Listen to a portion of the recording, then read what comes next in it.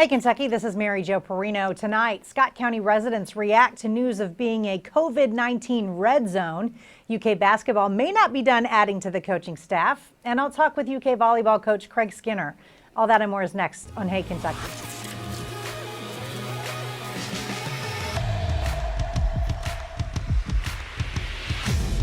Welcome to Hey Kentucky with LEX 18 Sports Director Keith Farmer. And Keith, we've got to get to some news really quickly about high school sports.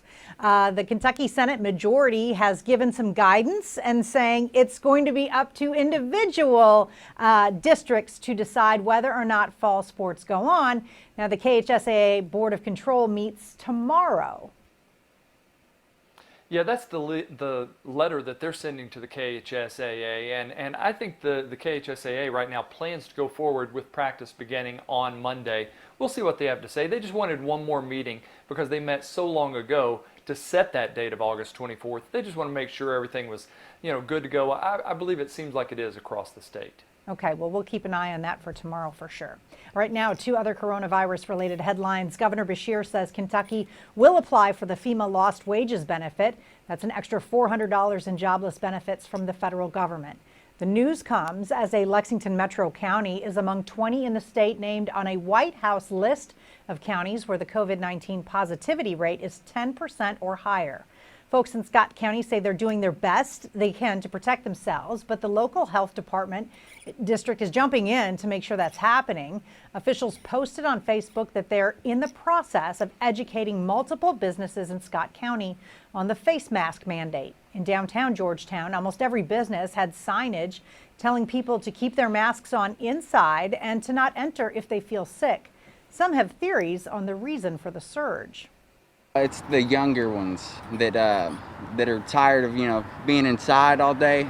They want to get out and hang out with their friends. High school students, they want to get out, do normal things that they were used to doing. Meanwhile, flu season will be here soon, and combined with the pandemic, it could be devastating for healthcare workers and patients.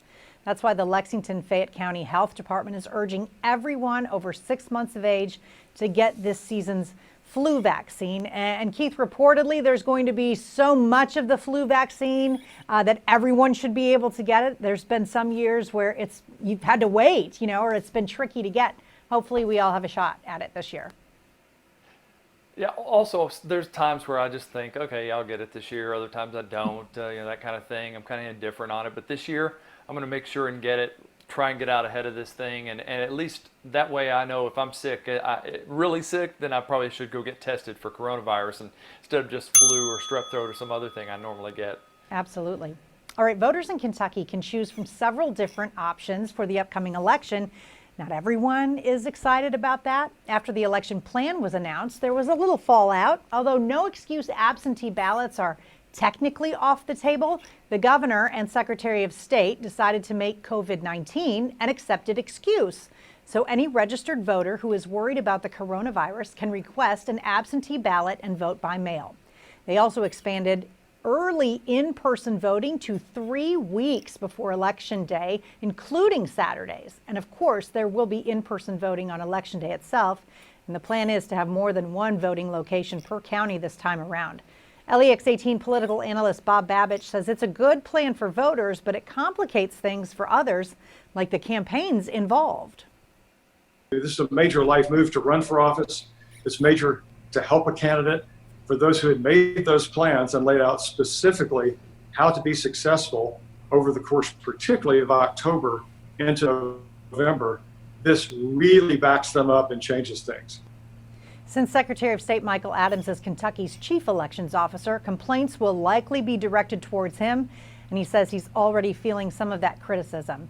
And Keith, I hate that because I think he and Governor Beshear worked hard to come together on a bipartisan agreement. And there's some in his own party that are kind of hating on Michael Adams for doing that. And that's a shame. Yeah, well, you know what? He also said, though, I got the same thing back in the primary, a little bit of heat from the party, and then once we laid it out for them, they kind of understood, and they were like, okay, no big deal. So I think once they take a look at this and really grasp what's going on, I don't see how it's a bad thing. There's so many different ways and so many different options in order to vote, and they all sound great to me.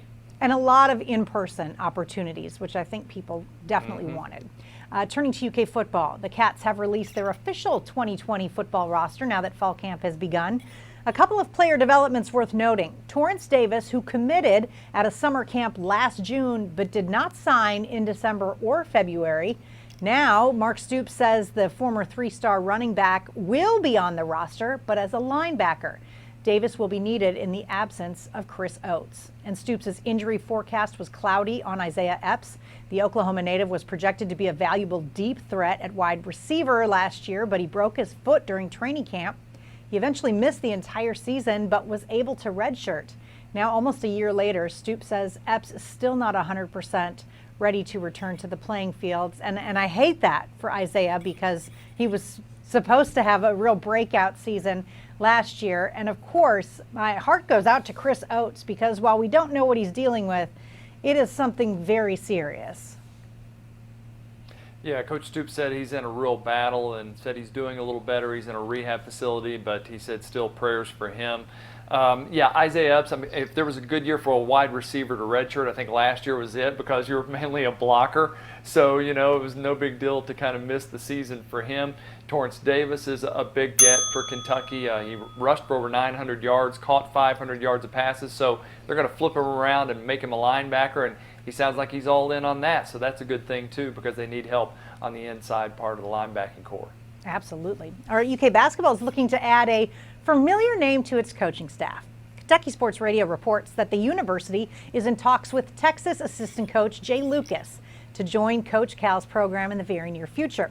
The conversations with Lucas apparently began around the same time of Kenny Payne's departure and Bruiser Flint's rumored addition last week. UK is expected to add both Flint and Lucas to the staff, with the former focusing primarily on the X's and O's, and the latter expected to take over a primary recruiting role as a special assistant to the head coach. And Keith, we remember his name from way back when the saga of if he's coming to Kentucky or Florida and the whole thing. But he's been very valuable in Texas, and players seem to love him.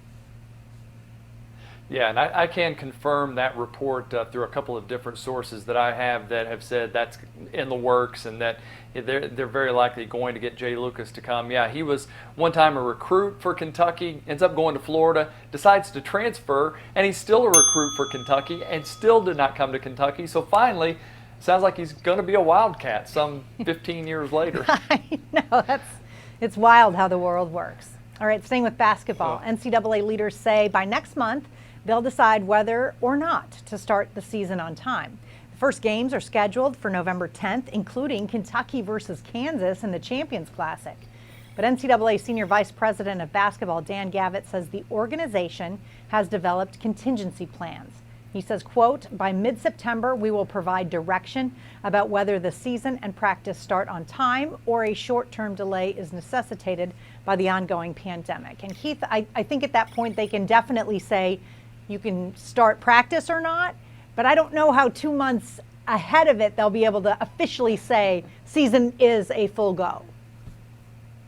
Hey, at least they have contingency plans. Yeah. That's what I like to hear. Why wasn't Dan Gavitt in charge of college football? Maybe we might have a contingency plan there and have the Power 5 still playing instead of a Power 3. But I am excited that they're making plans, and you're right. Let's get practices started, hopefully, and I'm just glad they're putting the plan out there and getting it ready so that hopefully we at least have a college basketball season. Absolutely. All right, up next on Hey Kentucky, I'll talk with UK volleyball coach Craig Skinner. He'll share the team's hopes for a most unusual upcoming season. Stay with us.